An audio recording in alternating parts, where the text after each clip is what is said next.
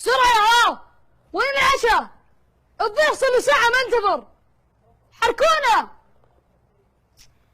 قلت له معليش يا يوسف تأخرنا عليك بالعشاء. لا عادي ما في مشكلة، عندنا عصير والحمد لله. بس تكلم مين أنت؟ كلم أمي تأخرت علينا والله. حمد أبغى كاس موية. تبي كاس موية؟ إيه ما عندك مشكلة. أنا لازم أختبر محمد أشوفه يصبر ولا لا. إذا تفضل يوسف. شكرا. هذه عينة. محمد هذه موية مو باردة، أنا أبغى موية باردة مرة. طيب تفضل. شكرا. هذه عين المطبخ. تبي موية باردة ها؟ إيه.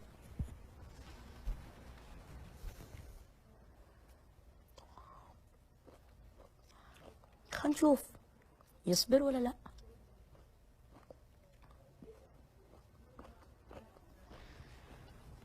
تفضل يوسف. شكرا. بسم الله. ان شاء الله العنب طعمه حلو. ما شاء الله طعمه حلو. بسم الله. من وين شريتوه؟ الله اعلم. كيف حالك انت؟ الحمد لله. الا ما قلت له وش العشاء؟ عشاء مرتب لعيونك. الله يجزاك خير. طيب بالله اجيب لي كاس مويه ثاني. يا ناس بسرعة، الرجال جاع بسرعة يا هو. معليش يوسف. عطشان انا. مويتكم حلوه يا اخي، جيب لي كاس ثاني. يوسف ترى وصلت معي لين هنا، خلاص يا اخي مليت، كل شوي رايح جاي، خلاص. شفت يا محمد، انت ما صبرت علي 3 مرات، وامك اللي صبرت عليك مئات المرات ترفع صوتك عليها.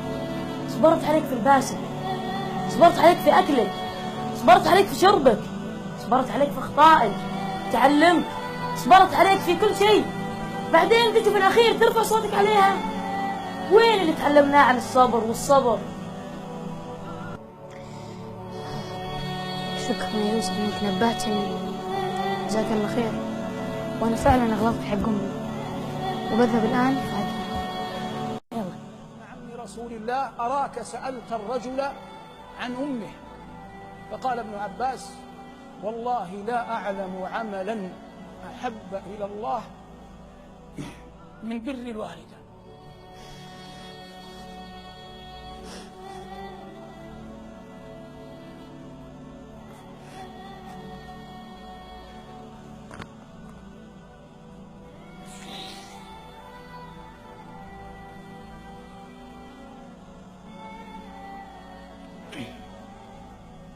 قال ابن عباس: والله لا أعلم عملا أحب إلى الله من بر الوالدة.